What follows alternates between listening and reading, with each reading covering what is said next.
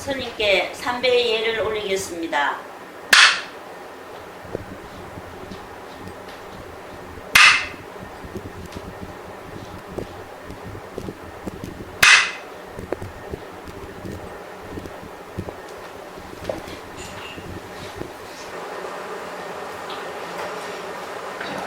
합시다.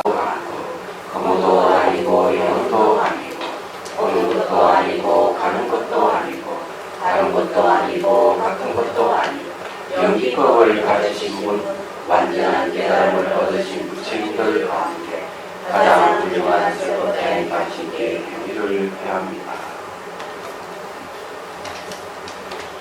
52페이지 시간 한번 했지만 한번 읽고 넘어갑니다. 선제 동자가 미륵보살이 한번 손가락을 숨기는 사이, 잠깐 사이에 오히려 모든 선지식에게 얻은 선배를 몽딱 망각해버리는데, 망각이라는 건 원망이라고 하기 때문에 이건 단박에 사라져버려요. 얻은 선배를 몽땅 다 사라져버렸는데 한번에 아무 뿌리도 없나 헛되고 거짓된 아무가 그 습기를 그대로 둬서 무엇하시려고 하십니까? 자, 이 강설 부분의 한경에서 선제동자 미륵보살의 손가락을 한번 퉁기는 사이에 그동안 53선지식에서 배우고 익힌 그 소중한 가르침들을 다 삼배를 다 잊어버렸다. 저는 잊어버렸다는 말은 동의하지 못합니다. 잊어버리다 하는 거는 이게 사라져버린 게 아니에요. 망각했다고 하는 것은 잊었다는 것은 정신이 아직까지 명료하지 못한 상태다, 이런 소리가 들어가 있어요. 그래서 이 번역에는 좀 문제가 있다. 이 문제를 밖으로 생각해보고 53선지식에서 배우고 익힌 가르침과 얻은 판례를 다 없어진 것은 그 외에 84,000번의 망상과 무한한 세월 동안 쌓아온 거짓과 위선과 악업과 습기들까지 함께 다 사라졌다는 뜻이 된다. 잊었다면 다시 되살아날 수가 있어요. 잊어버리니까. 잊었다가 정신이 돌아와 다시 되살아나기 때문에 잊었다 하면 안 되는 거예요. 사라져버립니다. 그래야만 말이 맞습니다. 한편은 아깝고 애석하지만 한편 얼마나 다양한 일인지 모른다. 만약 선지식 배운 가르침과 삼배도 남아있고 악한 업장과 온갖 번뇌와 습기도 남아있다면 그 정신세계가 어떻게 됩니까? 불교는 공문이라고도 표현한다. 온갖 것이 모두 텅 비어 없는 경지를 먹기 산다는 뜻이다. 금은 먹구름이 다 그치면 밝은 태양만 주저를 빈다기 때문이다. 공문이라기가 텅 비어 없다고 했는데 이것도 여러분 오해에 살 여지가 상당히 많은 얘기인데, 이 텅 비어 없다 하는 것은 공은 상을 없이 있기 때문에 상. 그래서 해심일경에서는 공성은 상을 없이 한다. 모양상. 그렇게 이제 이해하시면 좋겠습니다. 자, 54페이지 넘어갑니다. 그 사라졌다고 말씀하셨잖아요. 사라진다는 뜻이 어떻게 소멸. 그러면 53선 지식이 배운 그 많은 망상이 그게 생각이 그 망상이 일어나기 그 전자리 생각 전자리 상대를 떠난 절대 그 자리에 들어가고 있습니다. 그건 이제 흔적이 다 사라졌다고 하는 사라진 것 사라졌다 하면 소멸해버렸다. 소멸이라는 또 생의 상대 소멸해버렸다. 소멸이 때문에 몇 알입니까? 너는 또 생의 상대가 대비거든요. 생각을 있던 그 생각이 일어나기 그 전자리로 들어갔다고 생각합니다. 흔적이 있는 거는 소멸하게 돼 있어. 생기는 반드시 사라지니까. 그러니까 흔적 없이. 네, 사라진 건 돌아오질 않아요. 그렇죠. 돌아오기 나기 그 전자리. 전자리고 뭐 간에 네, 없는. 생기는 사라지고 없으니까 그렇죠. 안 돌아와요. 안 떨어. 네, 그렇게 생각하면 돼요. 사라졌다는 그것도 그 희로나요. 아니, 망하는 거는 소멸이거든요. 사라졌다. 돈망 이렇게 본문에. 근데 망각하는 거는 글자 달라요. 다르기 때문에 소멸해버렸다. 이게 얘기하는 거예요. 소멸하는 건 사라지는 건 다시 안 돌아오는 거예요. 그래 그거는 이제 명확하게 이제 지나간 과거는 돌아오지 않을 수 없고 미래는 오지 않을 수 없고 현재도 머물지 않는다. 이 기본이에요. 기본이 사라졌다고 하면 돌아오지 않는다. 그래 기본적으로 생기면 다시 사라집니다. 그래서 이게 이제 수행이라고 하는 건 내가 뭘 얻었다 하는 경지도 사라지고 없는 거예요. 그러니까 망각해버렸다는 건데 잊어버렸는데 다시 이 정신이 돌아와서 다시 대사를 놨다는 뜻이 될 수가 있어요. 그래서 번역이 틀렸다. 큰 스님에게는 미안하지만은 좀 곤란하다. 이거는 누가 한번 손을 이렇게 번역해 놓았는데 누가 대신 잘못 다시 또 고친 거예요. 자 이제 본문 보면 54페이지. 만약 과거에 지은 죄가 실제 하는 것으로 여긴다면 그래서 다 사라져 버렸는데 그게 진실인데 만일에 뭐가 있다 실제한다고 하면 있다고 한다면 돼야 되겠는데 그죠? 현재 눈앞에 있는 모든 대상들은 다 실제한 것이 됩니다. 부기니 관직이니 은혜니 하는 것들도 모두 실제할 것이고 그런 것이 이미 실제한 것이라면 지옥과 천당도 실제하는 것이며 번뇌와 무명도 실제하는 것이며 업을 짓는 것도 실제하는 것이며 가부를 닦는 것도 실제하는 것이며 깨닫는 법문도 실제하는 것이 됩니다. 만약 이러한 견해를 갖는다면 미래가 닿을 때까지 어떤 사람도 부처의 경지에 이를 사람은 없을 것입니다. 근데 업이 실제하고 제업이 실제한데 없어지지 않는다. 자기가 지은 제업이 실제해서 없어지지 않으면 부처될 이유가 없다 이거죠. 그리고 삼시의 모든 부처님과 모든 조사의 각가지 방편은 모두 바뀌어서 거짓말이 될 것입니다. 이 대선사가 이렇게 얘기를 하는 것은 요즘 이제 그 심리적인 측면에서 똑같은 얘기가 될 거예요. 왜냐하면은 우울증에 빠진 사람들, 이런 사람들은 이 결말이 자살로 끝나버립니다. 우울증에 걸린 사람들 보면은. 그럼 이런 사람들 왜 그러면 자살을 자기 생애를 끝내느냐? 이렇게 얘기하면은 자기가 지었던 것이 없어지지 않는다고 생각합니다. 그래서 그런 종말을 맞게 되는 경우가 많아요. 그래서 많은 사람들이 사업을 내가 실패해보는 이유도 그거예요. 사업을 해가지고 내가 잘 안 된다 싶으면 안 된다 해서 희망이 없으니까 절망이 빠져서 그만 사업이 실패를 보는 경우가 많아요. 대인관계 회복도 마찬가지입니다.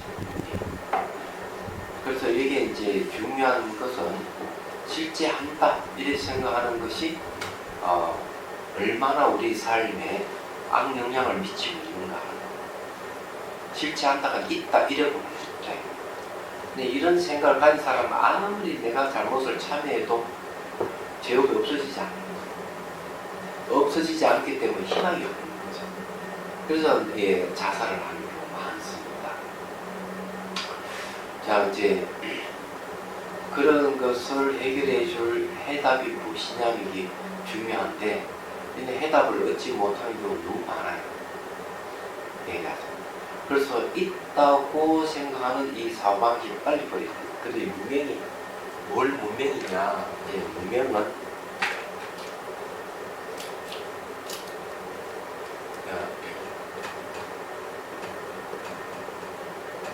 무명에서 업을 지어요. 업을 짓게 되면 괴로움이 생기고 괴로움은 다시 무지가 일어나는 거예요. 이 무명의 내용이 고정되어 있다든지 독립되어 있고 실제로 그 다음에 다른 거와 분리되어 있다든지 그리고 실체를 가지고 스스로 존재한다고 이런 생각을 가지고 있는 건 전부 다 무명이에요. 그리고 여기서도 마찬가지입니다. 그러면은 죄를 지었다면 죄가 실체를 가지고 스스로 존재한다고 보는 거죠. 죄는 실제한다 이렇게. 그래 이건 죄업을 없앨 수가 없어요. 그럼 이런 사고 방식을 가진 사람들이 엄청 많아요. 그래서 예를 들어 가지고 창조주를 매개한 종교에는 죄락하는 건 자기가 소멸시킬 수 없다 이래 보는 거예요. 원죄를 보기 때문에. 원론죄로 죄를 갖고 태어나기 때문에 자기가 스스로 이거 해결을 못 해준다. 그러니 해결해 주는 분이 누구냐? 창조신이다. 이렇게 봤을 때 그들은 창조주를 맹신하게 되는 거죠. 얘기하자면. 그래도 그나마 그런 사람들 그런 식으로 어떻게 자기 죄업을 소멸해보고자 하는 마음을 내는데 그렇지도 못한 사람들 어떠면 죄가 실체한다고 하면 이 사람 끝까지 죄를 없앨 수 없죠. 그래 결국 절망에 빠져서 모든 것을 생을 접어버리는 일이 발생합니다. 그래서 불교에서는 이런 건 존재하지 않는 거예요. 그래 모든 것은 고정되어 있는 게 아니고 변하는 것이다. 변한다 해서 무상을 모든 분리되어 있는 게 아니고 이런 것 전부 다 상호 보존하고 있다. 그리고 실체를 갖고 스스로 존재하는 게 아니고 다 공이다. 무자성, 자성이 없어서 공하다. 왜? 시간적으로 변하고 공간도 상호 보존하기 때문에 자성이 없는 거죠. 그걸 공이다. 이렇게 이제 보면은 업을 짓지 않게 됩니다. 이게 이제 지혜, 문명이 이제 지혜로 바뀌는 거죠. 아, 모든 변한다, 상호를 의존하고 있다, 자성이 없다고 아는 지혜가 생기면 이 업을 짓지 않게 됩니다. 업을 짓지 않게 되면은 결국 괴로움도 오지 않게 되죠. 쉽게 말해가지고 지혜가 생긴 사람 자살 안 한다. 이런 사례를 이제 얘기하는 게 이제 이런. 근데 이 내용이 중요해요. 요즘 사람들이 똑같습니다. 그저 옛날 한 얘기지만 두 형제가 부모에게 유산을 물려받았어. 그래 큰아들 작은아들은 똑같이 이제 유산을 나누는데 마지막 보따리가 하나 남았어. 끌어보니까 반지가 2개 나왔어. 그래 큰아들은 다이아 반지, 작은 아들은 어쩔 수 없이 은반지를 가져가야 돼. 그런데 이 작은 아들이 그 은반지를 자세하게 살펴본 거예요. 살펴보니 뒤에 글씨가 쓰여 있어요. 글씨 내용이 뭔가 모든 건 변한다. 이런 글씨. 그래서 이 작은 아들의 생각은 물론 큰 아들에게도 다이아 반지 뒤편에 뭐가 글이 쓰여 있었겠지. 그런데 큰아들은 그걸 보지 못했고 다만 다이아 반지가 가치가 있다고만 생각했던 거죠. 그런데 이제 이 작은 아들 생각은 아버지가 나에게 유산을 물려준 거는 은반지가 아니고 모든 걸 변한다 하는 이 문구를 나에게 물려줬구나 이런 생각을 한 거예요. 그런 많은 재산을 가지고 두 아들이 사업을 했어. 그런데 이제 10년이 지나고 난 뒤에 큰아들은 사업은 망했고 병원 신체를 지게 된 거예요. 둘째 아들은 사업이 아주 번창하게 되고 성공을 한 거죠. 그래서 기자가 물었어요. 당신 형님은 사업 망했는데 당신은 이 사업이 이렇게 번창하게 됐다. 그 비결이 뭐냐? 그러니까 이제 작은 아들이 하는 이야기가 그런 얘기를 했어요. 이 은반지에 대한 이야기. 우리 형님은 사업이 잘 되면 자기가 잘나서 잘 된 줄 생각했고 사업이 안 되면 아이고 내 재산 이러다 결국 재산을 날리고 병원 신체에 지게 됐다. 그렇지만은 자기는 이 재산을 물려받았을 때 모든 건 변한다 하는 이 문구를 물려받았다. 그래서 사업이 잘 될 때도 이건 하나의 변화일 뿐이다. 사업이 안 돼도 이건 하나의 변화일 뿐이다. 하나의 변화다. 그럼 희망을 갖게 되죠. 그런데 큰아들은 사업은 잘 될 때는 내가 잘나서 잘 되고, 사업이 안 됐다 이랬을 때, 잘 안 됐을 때 어떤 생각? 절망에 빠졌을 때, 절망에서 벗어나지 못해. 그렇지만 작은 아들은 사업이 안 될 때는 이것도 하나의 변화다고. 변화가 뭐 무상이에요. 그렇기 때문에 희망을 가지고. 그래서 자기가 노력을 해서 다시 사업을 일으킬 수가 있습니다. 무상이라 하는 것은 우리는 허망하다고 해석하지만 이 사업가에게는 자기 희망으로 와닿게 변하기 때문에 얼마든지 이 절망에서 벗어날 수가 있다. 이렇게 보는 것이죠. 변한다는 것은 바로 진리예요. 고정되어 있다고 생각하는 잘못된 생각. 이 세상에 고정되어 있는 아무것도 없죠. 인간 자체 생로병사 하는 것 자체가 변합니다. 영원히 살 수가 없죠.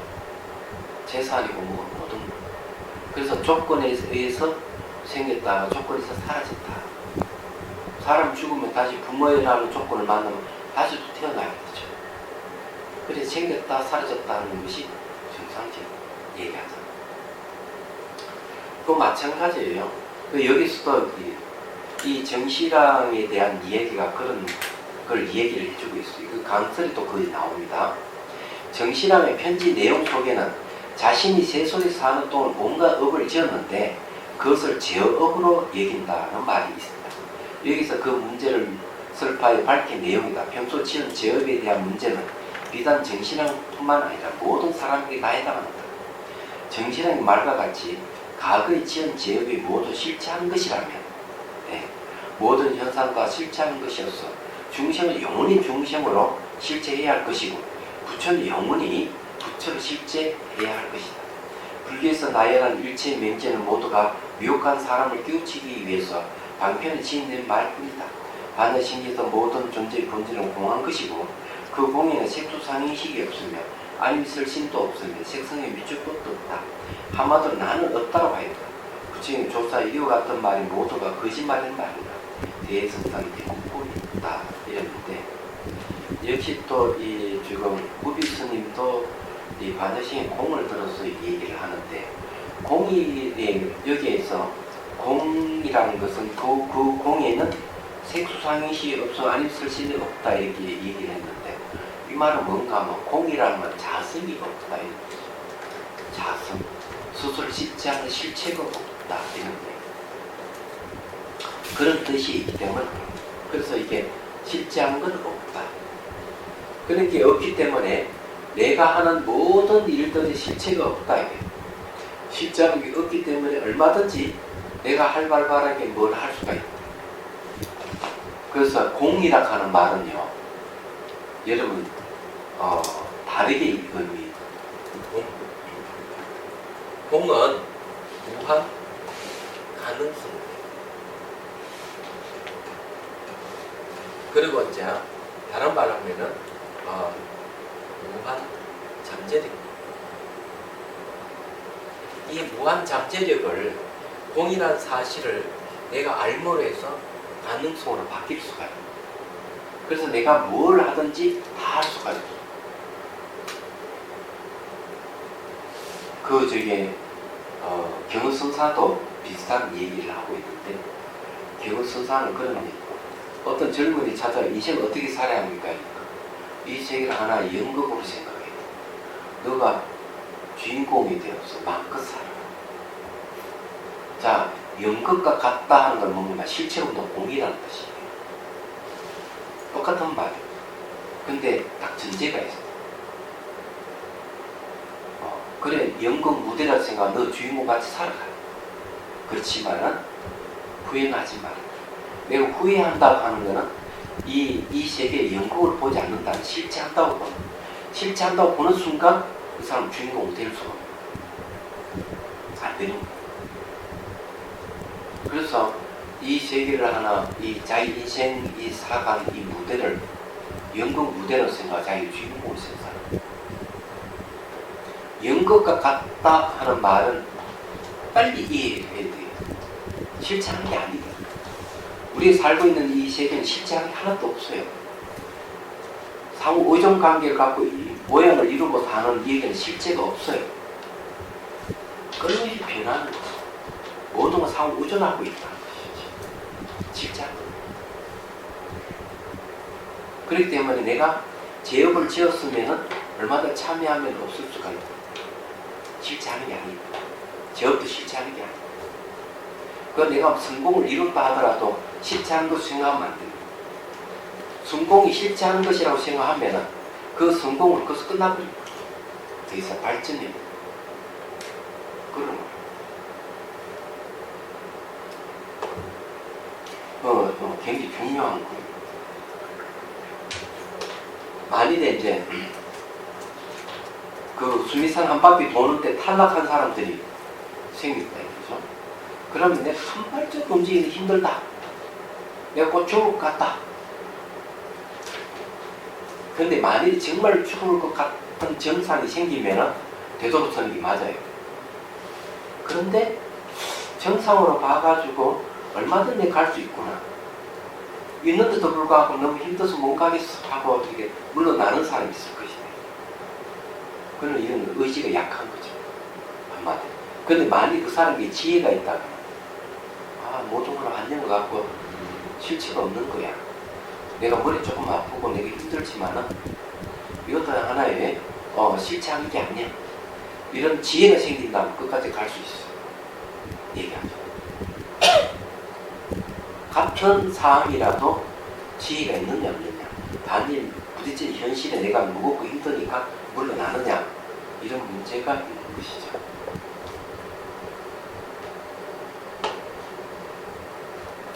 자, 그래서 이제 어쨌든 이 내용은 굉장히 중요하다. 우리 현실에서도 혹시 사업을 하시는 분이 있거나 너무 집안에 골치 아픈 일이 있거나 했을 때 이 구절을 또 실체하는 게 아니다. 얼마든지 조건에서 일어났다 조건이 사라지는 것이다. 이렇게 이해하면은 문제가 해결될 수가 있다. 얘기하죠. 근데 실천과 내가 실천하는 것과 그 이론적인 것은 서로가 딱 맞아떨어져야 돼요. 여기 이제 중요해요. 그건 여기 중요하기 때문에 이 치료를 하기 그런데 이 치료는 맞는데 이러면서 자살해버리는 사람이 있다면 그 사람에게 뭐가 필요하게 되겠습니까? 네? 그것을 이치에 맞는 것을 증명해 줄 수 있는 방법이 없어서 이론적으로 당신 말이 맞는데 나는 너무 힘들어하고 뛰어내버릴 수도 있거든. 그래서 이론과 실천이 딱 맞아 들어가요. 그래서 필요한 게 뭐냐면 명상센터가 필요합니다. 명상센터가 존재하는 이유가 뭐예요? 그런 사람들은 이론적인 증명해 줄 수 있고 실제 명상을 해서 벗어날 수 있도록 해줘야 됩니다. 그래서 명상센터가 필요하고 그것을 잘 코치를 해서 벗어나게 해줄 수 있는 선생님이 필요합니다. 얘기하자. 그래서 이제 말로만 해서는 안 되는 이유. 자, 그 다음에 봅시다. 55페이지. 편지를 받아보니 공이 편지를 보낼 때 여러 성인을 향하여 분양 예배하고 그리고 멀리서 내가 있는 암자를 향해 예배하고 나서 보냈다고 하였어. 굉장히 중요해요. 얘기하자면 이건 뭔가 하면 성의를 보이는 거거든요. 성의를 보인다 하는 것은 내가 반드시 내가 생사해탈 하겠다는 의지가 이 안에 들어가 있는 겁니다. 그리고 여기 스승에 대한 확신을 가지고 있는 것이죠. 그래 왜냐하면 내가 있는 암자를 향해 예배하고 나서 보냈다고 하였습니다. 하는 그런 내용. 그래서 이 정신양이라는 이 사람은 공의 정성스러운 마음이 지극 간절한 것이 이와 같습니다. 공이 사는 곳과 거리가 매우 먼 것은 아니지만 아직 직접 만나서 말을 나누지 못하였지만 마음 가는 대로 손 가는 대로 쓰다 보니 나도 모르는 사이 이렇게 어지럽게 중은 쓰고 있습니다. 비록 번거로운 것 같으나 이 또한 정성이 지극한 마음에서 나온 것입니다. 감히 한마디 말을 글자도 서로 속이는 것은 아닙니다. 진실로 공을 속였다면 이것은 나 자신을 속이는 것입니다. 이 말은 무슨 말이냐? 당신이 나를 향해서 이렇게 절을 하고 이렇게 정성을 그러니까 성리를 향해서 그냥 예배하고 멀리 나 있는 데까지 이렇게 예배를 하는데 나도 그를 섬에서 당신을 속이잖아요. 네. 그런데 이거는 중요한 이야기죠. 그 티베트 불교가 일어서게 된 동기가 있어요. 왜 티베트 불교의 쫑카파 대사를 높이 찬양을 하느냐 하는 게 있어요. 이 쫑카파 대사가 1940년대에 있는데 쉽게 얘기하면은 1940년대가 아니고 1740년대인가 1840년 14세기 13세기 무렵에 살아있거든요. 그러면 언제입니까? 1240년대. 1240년. 날씨가 너무 덥다 보니까 제가 정신이 좀 왔다 갔다 합니다. 살인적인 더위에 가만히 있어도 땀이 줄줄 흐르고 온열질 환자가 벌써 1400명이 넘었었고 죽은 사람이 14명이나 죽었습니다. 이 더위 굉장히 살인적인 벌써 100년 전에 한번 그런 일이 있었는지 모르지만 100몇 년 만에 처음이라든가 이럴 때는 몸 조심해야 돼요. 말이 나온 김에 8월달부터 극기 명상을 날짜를 바꾸려고 합니다. 요일을 바꿀 생각을 해요. 이제 수요일 날 두 번째 주하고 네 번째 주에 참명상 강의를 하기로 했습니다. 여기가 사실 본부인데 한국참명성협회 본부가 여기 있는데 참명상 강의를 이루어지지 않는다는 것은 매우 부끄러운 일이다 고 생각을 해요. 그래서 이제 사람들이 그걸 요청하고 있으니까 하게 됐습니다. 그래서 수요일 날 오전에 극기 명상을 하는 게 좋지 않겠나. 왜냐하면 오후 2시에 한 차례 강의하고 저녁 7시에 강의를 두 차례 하기로 했어요. 그러면은 오전에 비는 되니까 오는 길에 한 달에 한 번 하는 것 두 번째 수요일 할 것인지 네 번째 수요일 할 것인지 결정을 하면 좋고 여러분 생각 어때요? 언제 하면 좋겠어요? 두 번째 주가 좋겠어요? 네 번째 주가 좋겠어요? 두 번째는 그렇죠. 두 번째. 그럼 단 시작하는데. 네. 다른 분 의견이 없죠? 의견 있으면 얘기하세요. 저는 개인적으로 찬성. 네. 그러면은 자, 그 수로 한번 결정을 하죠. 자, 두 번째 제가 좋은 사람. 그럼 네 번째 주가 좋은 사람. 결정된 두 번째. 안 되는 사람이 많아. 네. 더 사람이 더 많아. 자, 그러면은 이제 두 번째 주 수요일 날 오전에 10시에 창경궁에서 경선을 하겠습니다. 그렇게 이제 할 테니까 금선을 보살이 그런 봉지를 하시면 예, 그 봉지를 하고 수요일도 강의를 할 수 있도록 그렇게 했으니까 안 할 생각이야. 금선을 보살. 네, 아니 문자 보내는 거 보낼게요. 제가 문자를 보낼 때도 이유를 잘 설명해서 보내. 그냥 합니다 이렇게 붙이면 안 된다. 이유를 왜 화요일 날, 아니 수요일 날 오전에 해야 되는가? 무슨 말 이해가 되지? 그거 배우셔야 돼요. 일 처리하는 걸 배워야 돼요. 가정주부들은 일 처리하는 걸 잘 이렇게 몰라요. 왜냐하면 회사에 다른 것도 아니고 하니까. 그래서 일 처리하는 이런 것도 다 배우셔야 합니다. 일을 어떻게 처리하고 회의를 어떻게 하고 진행을 어떻게 한다. 이런 걸 배우셔야 돼요. 나이가 들었다 해도 다 하는 게 아니에요. 그리고 금선을 보살 그런 것도 배우셔야 돼요. 그리고 한국 자명상협회에서 하는 총무일 때문에 총무일도 배우셔야 돼요.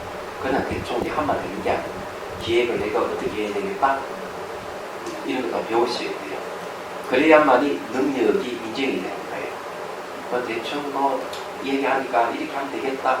대충 이렇게 하면은 능력 없어 보이고, 아이고 일하면 너무 보니까 형편없어 이러면 곤란해. 그래서 그런 걸 할 때는 자기는 모르면 남한테 물어가면서 이 일을 어떻게 해야 하는 것 이렇게 처리를 하고 어떻게 해야 되겠다. 이렇게 딱 돼야 돼요. 머리를 쓸 줄 알아야 돼요. 그리고 어떻게 하면 사람들에게 피해를 안 주고 도움을 줄 수 있는가, 이걸 생각해야 돼요. 이런 걸 다 배우셔야 해요. 배우셔야만이 돼요. 제가 왜 이런 얘기를 하는가 하면은 자비성사도 보니까 막 일을 맡겨놓으면은 운영을 못해 제대로. 운영을 못해가지고 사람들이 상처를 주고 이러거든요. 싸움이 일어나고. 지금 조용하지만 지금도 지금은 이제 지금 정무소하고 또 해당단하고 좀 싸움이 일어났어요. 그러니까 그런 걸 보면은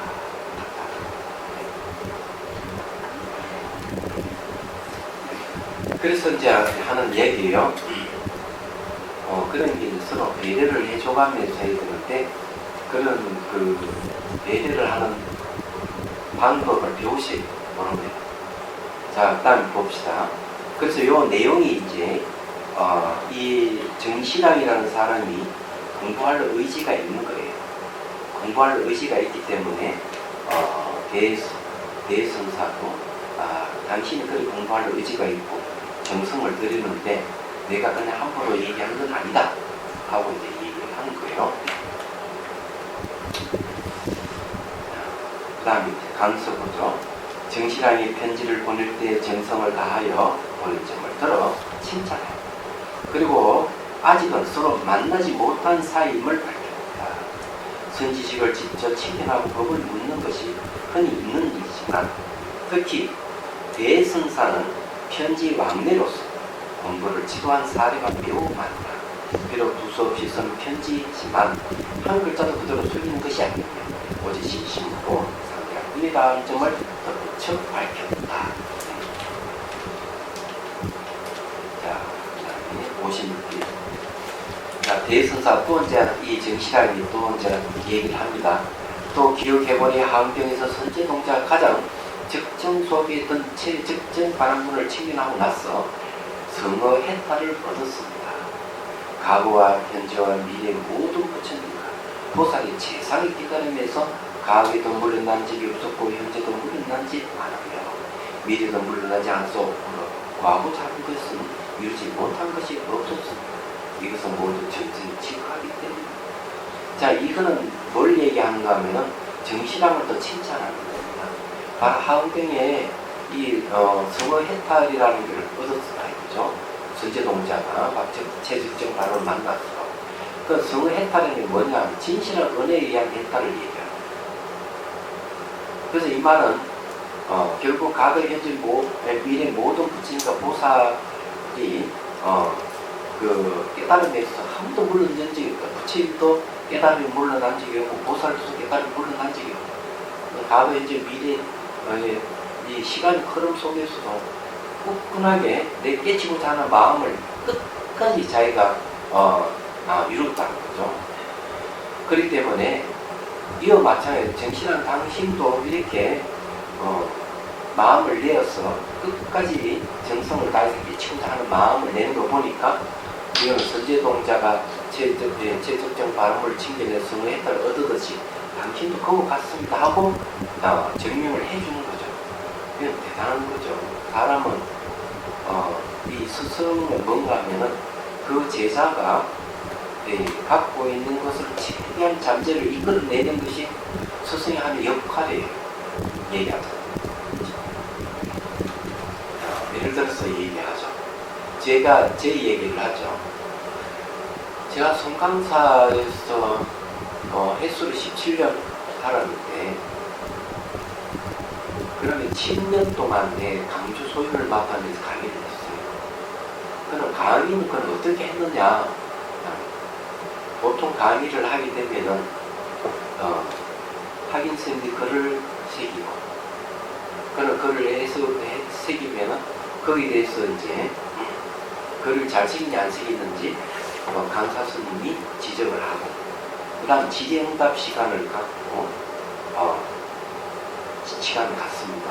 그러나 학인 선생님이 질문하면 그에 대해서 답변을 해주는 거죠. 그래서 강의 끝나요. 얘기해서 이제 전통 강의라는 식입니다. 그런데 제가 처음에 강당에 들어갔을 때는 거의 잘 이루어졌어요. 그날 저녁에 전부 다 대중이 모여가지고 내일 이제 강의할 내용을 서로가 토론 형식으로 이 내용을 짚어 나갑니다. 이 얘기를 하고 그 다음날 이제 아침 돼서 이제 한 스님 글을 쫙 새겨 나고 난 때는 다른 스님이 이제 강사 스님이 그 글 내용에 대해서 질문을 해요. 그러면 강사 스님이 미리 알아요. 내일 강의한 내용 보니까 어떤 중에 와서 질문을 할 것이다 하고 알아요. 그러면 그에 대해 답변을 해주고 이러는데 요 대목에 와서 질문이 반드시 떨어져야 되는데 질문 안 한다? 그냥 넘어간다? 이러면 이놈들 공부를 안 했구나.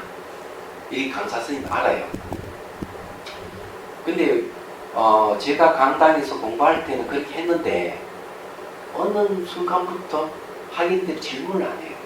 논강은 하는데도 논강 내용이 보면 글을 새기는 수준에 끝나버리고 그 내용에 대해서 서로 논강을 안 하는 거예요. 그러니까 강사 선생님 앞에도 글을 한번 새기고 말지 그에 대해서 논강을 질문이 없는 거죠. 말하자면. 그럼 이 강의가 이루어질 수가 없어요. 그래서 이제 제가 했던 것이 뭐냐 하면 산통을 만듭니다. 산통을 만들어 빨랑빨랑 그 상같이 나온 이름을 보고 그 스님에게 질문을 하는 거죠. 얘기하자. 제가 10년 동안 강의했던 내용이 그런 내용이에요. 그냥 마구잡이 질문하면 안 되기 때문에 산통을 해가지고 당첨된 스님에게 질문을 하는 거죠. 얘기하자. 이것이 이 교육 방법에서는 상당히 이게 좋은 방법입니다. 그럼 학인 선생님들 질문을 받으면 대답을 해야 되는데 이 학인 선생님 이야기 들어보면 그래요. 스님 강의를 들으면 다 알 것 같아서 질문 안 한다는 거죠. 막상 질문을 받으면 대답을 못 한다는 거죠. 속으로 입 안에 뱅글뱅글 돌지 얘기를 못 하는 거죠. 그래서 이 강사가 학인들에게 질문하는 의도는 실제로 그 학인 스님이 가지고 있는 지식, 가지고 있는 견해를 끄집어내주는 역할을 하는 게 강사의 역할이에요. 그래서 질문해가지고 계속 한 문제를 질문해서 시원한 대답이 없으면 그 다음 스님이 또 질문하고 이렇게 하는 거예요. 한 3개월 지나면 그때서야 하면 대답이 나옵니다. 얘기하자. 근데 여러분들에게 이걸 얘기할 수는 없어요. 하면 다 도망갈 거니까 얘기하자. 질문 받으면 전부 다 질문 안 받기 위해서는 안 나올 거 아니에요. 그러니까 곤란한. 학인 선생님들에게는 할 수가 있어. 도망갈 수 없으니까. 저는 그런 거 좋아해요. 예. 질문하고 하는 거 좋아해요. 그래. 진리 많이 쌓였다는. 아니요, 저는 여기 오기 전에 그 스님도 그런 식으로 했는데 저는 그게 좀 좋았는데 좋다. 의외로 사람들이 안 나오더라고. 안 나와. 그래서 스님이 포기했어요. 스님들이 뭐 질문하겠어요. 그래서 이제 그렇게 이제 한 1년이 지나니까 1년이 아니죠. 거의 한 9달이나 10달쯤 되면 강의 끝나요.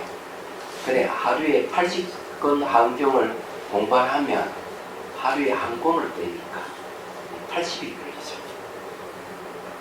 그래서 졸업한 스님들이 처음에 공부할 때 어렵지만 졸업한 스님들이 찾아와요. 그럼 보통 보통 졸업하면 스님들 찾아오진 않는데 찾아오. 그래서 그냥 뭐 사들고 오죠. 얘기하잖아. 그래 뿐만 아니라 스승이 날 때면 꼭 전화를 해가 스승이 날이라고 전화하는 스님이 있어요. 근데 지금 다 주지를 하고 있어서 전화 안 하고 이제는 벌써 세월이 많이 흘렀는데, 근데 그 스님들 얘기는 그렇게 단련이 되니까 토론을 하더라도 아주 감정을 내세우지 않고 토론이 가능하고, 그 다음에 바로 법상에 올라가서 법문이 가능해지더라고요. 그래서 그게 고마워서 찾아오는 거예요. 얘기하면. 그래서 이제 그런 건데, 이게 중요한 건 뭐냐면 그 스님이 갖고 있는 내용을 끄집내주는 역할을 하는 것이 스승이 하는 역할이다. 다른 건 아니에요. 제가 용련사 주지를 발령다서 용련사 주지로 오니까 나한테 배운 학인들이 와가지고 서로 소임을 살겠다고 했어요. 아주 재밌는 현상이죠. 그래서 어느 강사 스님이 와가지고 그런 얘기를 했어요. 아니, 우리가 배웠던 그 강사 스님은 그 소임을 놔두고 저 주지를 가도 아무도 그거 가지고 소임을 살겠다는 스님이 없는데, 여기 와보니까 서로 소임을 살겠다고 하니까 놀랬다, 그렇게 얘기하는 스님이 있어요. 제 명령사에 있을 때 일이에요. 그건 왜 그러냐면은 자기 공부를 해서 그 많은 성과를 거두었기 때문에 고맙 다른 건 없어요.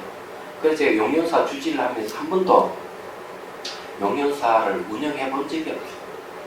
내 제자들이 다 얘기하죠. 자, 이제 어쨌든요. 그렇다면 여기 내용도 그런 겁니다. 대선사가 정실하게 근지를 받고 이분이 격려하는 거죠. 격려를 해서 이분이 반드시 깨달음을 얻을 수 있도록 경제를 근거로 해가지고 잠재력을 이끌어낸다고 할까, 그런 게 이 안에 엿보이고 있는 겁니다. 그래서 이 대선사가 대단하다는 얘기예요. 스승은. 자, 거기에 보면 강설 보면 환경의 한 대목을 인용하였다. 매사에 정성을 다하는 자신을 어떤 일은 다 해당한다. 특히 생사 대사를 해탈하기 위한 인생 최대의 공부에 있어서라면 더할 나위가 없다. 대선사는 정실한 정성을 칭찬하면서 한편은 이 공부를 성취할 때까지 있는 정성을 다 바치고 심지어 목숨까지 다 바쳐서 할 가오를 다지려는 마음이 당겨 생사를 초탈하려면 생사를 그리하기 때문이다. 구자 산자 큰 스님 이야기도 그런 일화가 있어요. 선방에서 정진을 하는데 정진한 스님이 돌아가셨어. 입적을 했어요. 그러니까 스님들이 같이 공부하는 스님들이 이렇게 구자 산자 스님, 당신이 이 스님을 가장 친했으니까 이 스님을 위해 당신이 법주를 하십시오. 그래, 전도를 하십시오. 이러니까 부산 스님 하는 말, 내가 아직 공부가 좀 미진했어. 그런데 내가 좀 더 정진하고 이 스님 장례를 치르겠다. 그러니까 그때부터 부산 스님이 선방에서 정진을 하기 시작합니다. 자기가 이 스님을 전도하기 위해서 자기가 실력을 갖춰야 돼. 그러고는 이제 실제로 이 스님을 위해서 전도를, 부모를 해주고 전도를, 그 일화가 전해지고 있어. 스님들이 돌아가시면 옆에 시신을 두고 수행을 하는 거예요. 얘기하죠. 목숨 걸고 한다는 게 대단한 거죠. 그 선방에 있는 스님들이 출자사자 하는 이유가 거기에 있는 거죠. 생사에 대해서 저는 아주 대단한 일이라고 생각을 합니다. 여기서 이제 지금 부비 큰 스님도 이 얘기를 하고 있는 거죠. 자, 57페이지 보시죠. 공이 이미 참선하는 방석으로 벗을 삼고 있다고 하니 그것은 선제 동자가 제적정 바람을 챙기는 것과 다르지 아니합니다. 근데 방석을 깔고 하면 늘 정진한다니까 진짜 당시에 제적정 바람을 챙기는 것 똑같다 하고 칭찬하는 거죠. 또한 나에게 편지를 보낼 때 모든 스님이 되어 멀리서 예배를 올린 뒤에 보낸 것은 다만 나에게 믿어주기를 바라는 것입니다. 이것은 정성이 지극함을 표한 것입니다. 자, 들으십시오. 다만 이처럼 공부에 간다면 치산 깨달음을 이루는 것은 의심할 여지가 없습니다. 자, 그래서 이제 요 내용이 당신 반드시 이룰 것이다. 이렇게 이제 얘기를 합니다. 저도 여러분들에게 이 반드시 깨달음을 얻겠다는 마음을 낸다면 저도 똑같이 얘기했을 겁니다. 근데 이제 이 강설을 하는 부분은 이제 그런 요 내용이 넘어갑니다. 자, 정시랑 청유에게 보낸 답장 두 번째 공부를 하도록 하겠습니다. 무비성 내용은 그리 큰 내용이 아니어서 넘어갑니다. 자, 본문. 자, 정시랑에 대한 그 편지에 대한 답장입니다. 공이 자신은 부귀하게 살고 있으면서 부귀에 꺾이거나 얽매이지 아니하니 숙세의 심은 반야의 지혜가 아니냐 어찌 너희 이와 같을 수 있겠습니까? 다만 염려되는 점은 중간에 이 공부에 대한 뜻을 잊어버리고 영리하고 총명한 것이 장애가 되어 얻을 것이 있다는 마음이 물론 앞에 놓여 있는 까닭에 능히 사람들이 발을 끊고 질러가는 요긴한 곳에서 일도 양단의 곧바로 씌워버리지 못할까 하는 걱정입니다. 자, 이게 이제 정시랑에 대해서 이제 이 대선사가 걱정하는 것이 하나가 있어요. 하나는 뭐냐면 영리하고 총명한 것이 장애가 된다. 이게 아주 중요한 얘기예요. 대개 이제 수행하는 사람들이 머리가 너무 좋아가지고 너무 영리해서 수행 못하는 경우가 상당히 많습니다. 혹시 여러분들 중에도 이런 강의를 듣고 다 알았다고 생각하는 분이 계신지 모르지만 만약에 이 강의도 다 알았다고 이렇게 하면 오히려 그게 장애가 된다는 걸 아십니다. 얘기하자면 그래서 영리와 총명한 것이 장애가 된다. 이것도 한 가지 또 이 얘기를 하고 싶은 게 뭐냐면 이 정시랑에 대해서 이렇게 얘기를 해요. 당신이 부귀에 꺾이거나 얽매이지 아니한다. 그거는 전생에 반야 지혜가 있기 때문에 이와 같은 지혜가 있다. 반야 지혜가 있어서 그렇다. 그렇지만 염려하는 게 있다. 머리가 너무 좋아하지. 머리가 너무 좋기 때문에 혹시 바로 질러가지 못하고 중간에서 중대에 멈추지 않을까. 이게 너무 염려가 됐다. 이렇게 얘기해요. 그래서 이제 하나는 이게 공부하는 건 전생에 반야 지혜가 있어서 그런 건데 그런 것이지만은 또 한편으로는 영리에서 문제가 생길 수 있다는 얘기를 하는데 이건 뒤에 가면은 또 그런 비슷한 얘기 또 해요. 근데 저는 이해를 합니다. 왜냐하면 이 대선사하고 대선사 편집구를 지도해 주는데 그 대상들이 사대부예요. 사대부들이 특징이 뭐냐면 잘 알다시피 열심히 공부를 해가지고 이게 이 합격해서 벼슬을 얻은 사람들이에요. 수재들입니다. 머리가 너무 좋은 사람들이에요. 그리고 또 한편이 또 하나 더 있어요. 지금 대선사가 깨달음을 얻는 게 시간이 얼마나 걸린 줄 아세요? 대선사 깨달음을 얻는 10년이 이상 노력했어요. 대선사는 머리가 얼마나 좋은지 알 수가 있어요. 그런데도 10년이 이상 걸렸어요. 깨닫는데. 저게 누구야? 육조 해능 스님은 한 번에 깨달았죠. 공무수 이생진씨는 말도 다 깨달았죠. 그리고 이제 그 법을 이은 해행선사는 8년이 걸렸어요. 8년. 어느 물건이 이렇게 왔는고 할 때 말이 막혀 8년을 공부하고 난 뒤에 와가 한 물건에도 안 맞지 않습니다. 문제를 받았다. 근데 대해서는 10년이 넘었다. 그런데 공통점이 뭐가 있느냐 하면은 대선사도 천재주의 천재라면 머리가 너무 좋은 거야. 그래서 제 생각에는 대선사 당신의 머리가 너무 좋아서 깨달음이 늦어진 것을 본인이 아는 거예요. 그래서 정신왕에게도 혹시 혹시 당신은 너무 머리가 너무 좋아서 이게 자기가 될 수 있겠다 하는 얘기를 한 거죠. 자기 경험을 미쳐가지고. 저도 머리가 굉장히 좋은 사람이에요. 처음에 몰랐는데 나중에 알았어요. 내가 머리가 나쁘다 생각해 너무 열심히 노력했는데 알고 보니까 내가 머리가 너무 좋았던 거예요. 여기 문제가 되는 겁니다. 여러분들도 문제 될 수 있어요. 이렇게. 자, 보죠. 강설. 이 두 번째 편지는 먼저 부귀하게 살면서 그 부귀에 얽매이지 않고 참선 공부에 매진한 점을 크게 칭찬해요. 실로 부귀한 것은 사람이 세상에 살아가는 편리하지만 불법을 깊이 공부하는데 큰 자기가 되기도 한다. 가문의 탓인지 모르지만 필자는 아직도 소문난 부자나 변선이 높은 사람이 불법 공부를 깊이 있게 한다는 것을 들어보지 못했다. 이것도 맞는데. 그래서 부귀한 것은 불법을 만나기 어려운 8가지 중에 들어간다고 합니다. 참으로 숙세의 불법 인연을 깊이 심지 않으면 어렵니다. 부귀한 사람이 불법 공부하기는 쉽지 않아요. 편하거든요. 그래서 이제 잘 사는 사람들 중에서 이 불법에 관심을 가진 사람은 별로 없는 것 같습니다. 그런데 만일에 내가 사는 것이 그렇게 잘 살면서도 부처님 법에 대해 관심을 갖고 공부한다면 이 사람은 전생에 선근이 있는 사람이에요. 정신앙이 바로 그 이야기를 하는 거예요.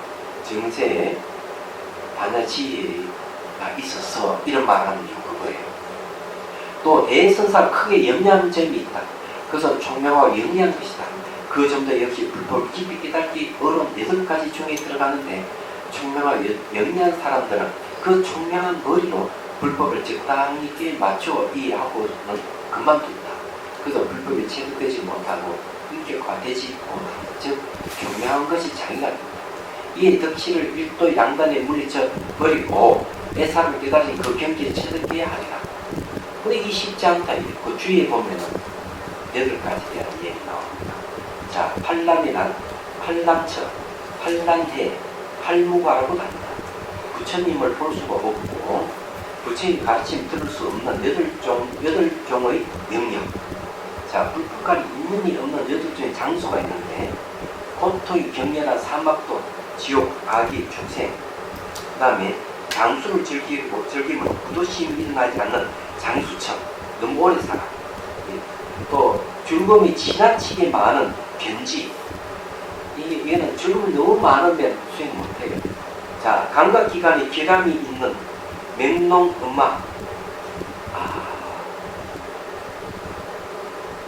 이런 분이 한 분 계시 부산에 보니까 이 시각장애인이 한 분이 공부하러 와요.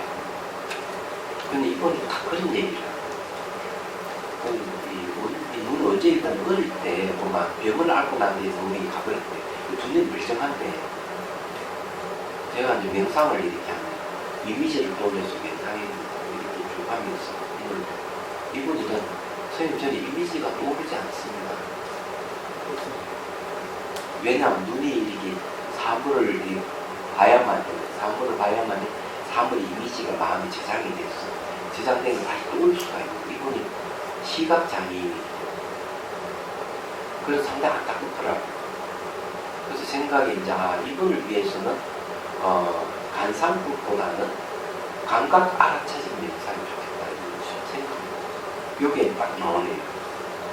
네, 자, 이게 6번째고요. 바른 이치에 따르지 않고 세속의 사견에 맹종하는 세지변초. 부처님 세상에 있는 시기에 부처님 앞에는 부처님 후. 그러면 총 8가지 됩니다. 그러니까 세속 사견이 너무 많으면 세지변청이 세상의 지혜가 너무 강력하게 되면 부처님 법을 받아들이기 어려워요. 얘기하자. 이게 뭔가 하면 6번째. 그 부처님 태어나기 이전, 부처님 가시고 난 후이라고 하면 총 8가지가 되죠. 여기가 굉장히 중요해요. 환란인데 그 여중에서 이제 세지 변총이 바로 머리가 너무 좋아서 그 부처님 법을 한번 탁 들어보면 탁 알아보고 깊이 가지 못하는 경우가 있다는 거죠. 이게 이제 대선사가 영향이죠. 그러니까 너무 잘 살아도 여기서 말하는 이 뭐 장수천의 즐거움이 많은 변치 이런 데는 이 부자하고 갈등 즐거움이 많잖아요. 많은 이야기입니다. 그럼 여러분들은 정말 복이 있는 거죠. 전생에 바나지가 있어서 여기 조금 난다 이렇게 생각하는 오늘 좋은 말입니다. 자, 오늘 여기까지 하고요. 다음 시간에 좀 공부하도록 하겠습니다. 질문 있으면 하십시오.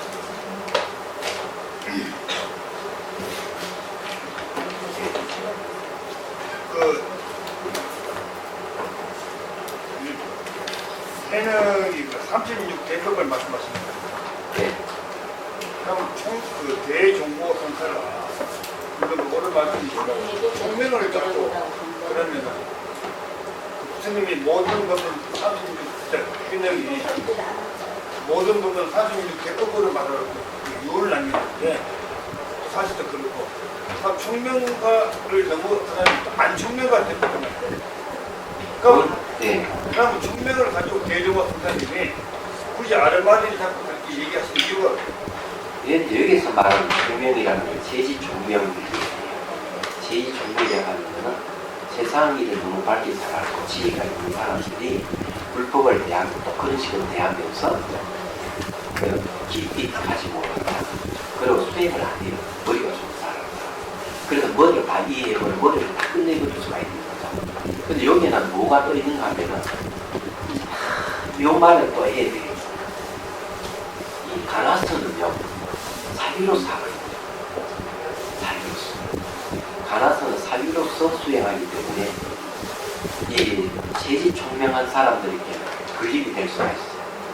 왜냐하면 그것도 생각이 너무 뛰어나고 이러면은 그만 뒤에 하도 창구를 잘 못할 수가 있어요.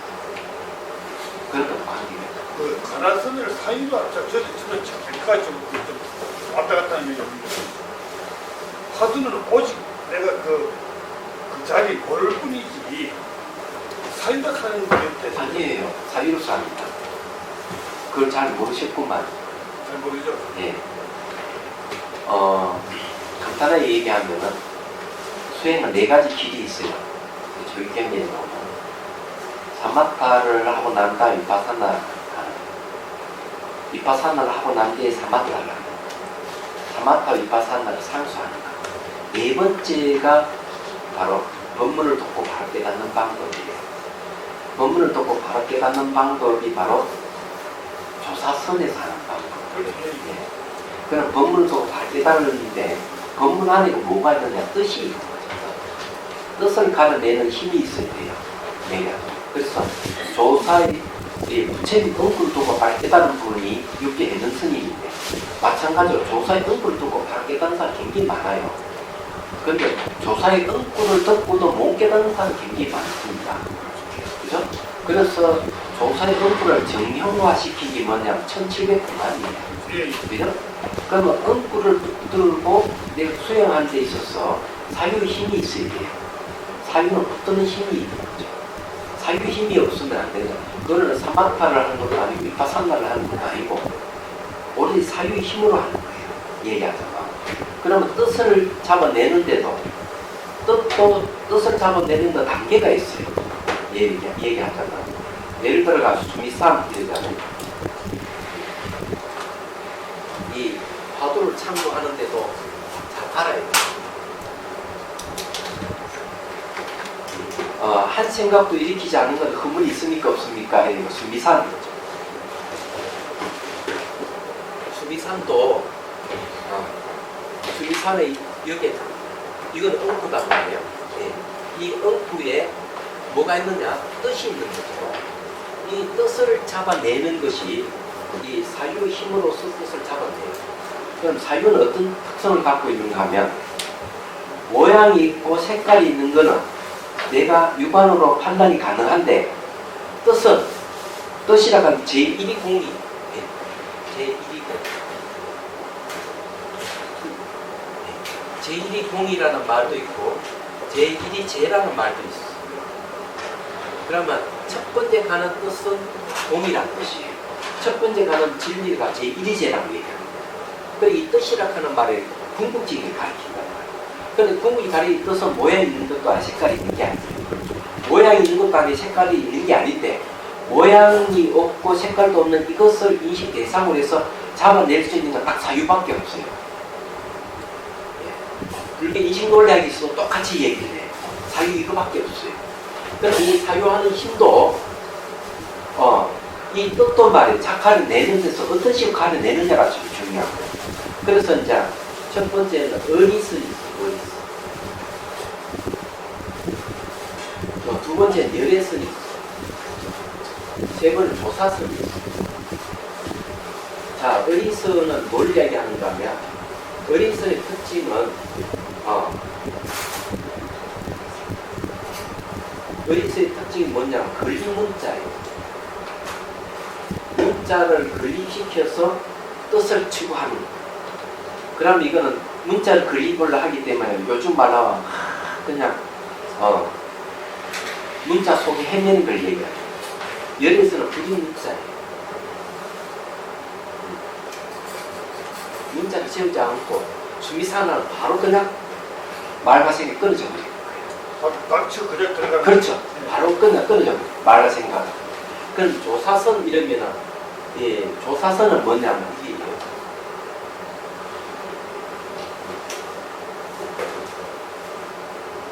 직지인식 견선승부예요.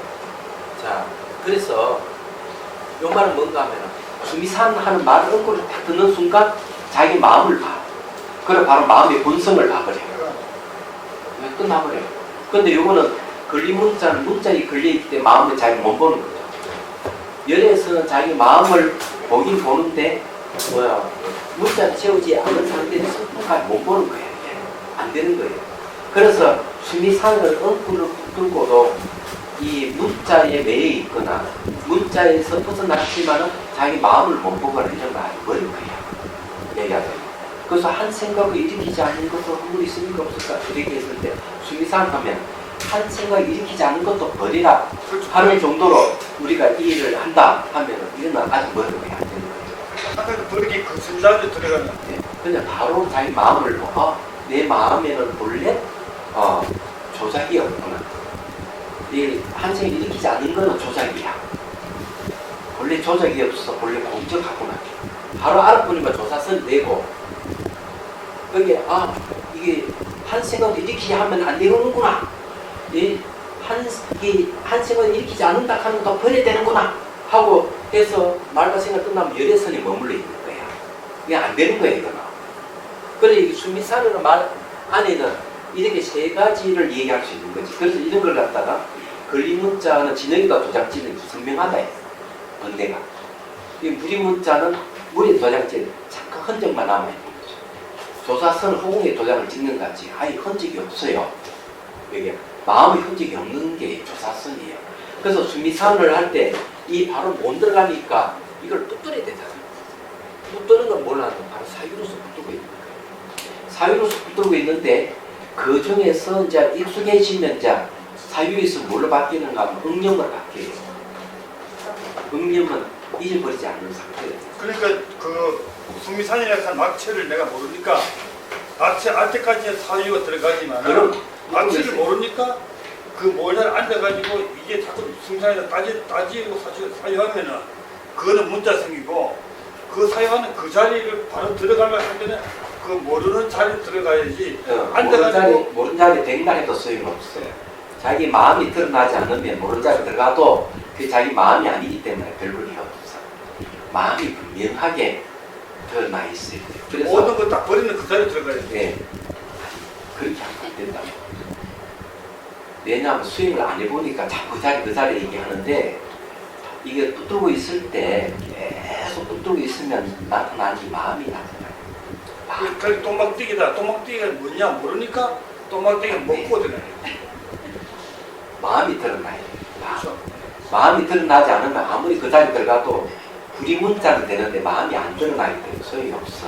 그 자리에 들어가라, 그 자리에 들어가라 하지만 그건 불이문자야. 문자를 세우지 않는 자리에 그는 마음이 드러나야 돼. 그래서 이 수미산을 붙들고 있으면은 나중에 붙들고 있는 상태에서 자기 마음이 드러나기 시작해요. 그 속에서 이제 자기 본성을 봐요. 여기 성품을 봐야 돼요. 이 성품이 뭐냐면은 조작이 없는 원래 면목 자리야. 그건 일어남도 없고 사라짐도 없고 원래 공격한 자리고 원래 거기에는 근본이 없고 원래 거기에는 뭐감절 안에 종자가 없는 자리. 그래서 이제 그런 거 알려면 공성이 된 이해가 전제가 되어 있는 거죠. 그래서 그 말가생 끝난 자 그 자리에 들어가라 하지만 마음이 드러나지 않는 상태에는 그 자리에 들어가도 불이문자일 뿐이지. 그 마음 하는 게 그 자성을 하는 아니까. 아니에요. 마음은 말이에요. 붙들고 있을 때 드러나. 마음도 두 종류가 있는데 일나고 감각, 생각, 감정도 마음인데 그런 마음을 얘기하는 게 아니에요. 희망의 마음을 얘기하는 거예요. 희망. 전체를 보는 마음이 드러나야만 된다. 그런 마음이 이제 드러날 때 이제 마음의 본성을 이제 논할 수가 있는 거예요. 그래서 그렇지 않으면 소용이 없어. 불이문자에 들어가 있다고 되는 일이 아니다는 그런 얘기예요. 그래서 마음이 아주 중요하다. 그래서 이제 하두창구는 이 사유가 아주 중요해요. 그래서 선을 번역할 때 사유수라고 생각으로 받는다 이랬거든요. 자, 해양기 합시다. 중생들을 구하려는 마음으로 깨달음의 정수를 이룰 때까지 부처님과 법과 선거에 항상 기인합니다. 지혜와 자비를 갖추고 유정을 위해 노력함으로써 부처님 앞에 머물겠습니다. 원만한 보심을 일깨우겠습니다. 공기가 있는 중생이 있는 저도 함께 따라 머물며 중생의 고통을 생자로 나누겠습니다. 수업을 마치겠습니다.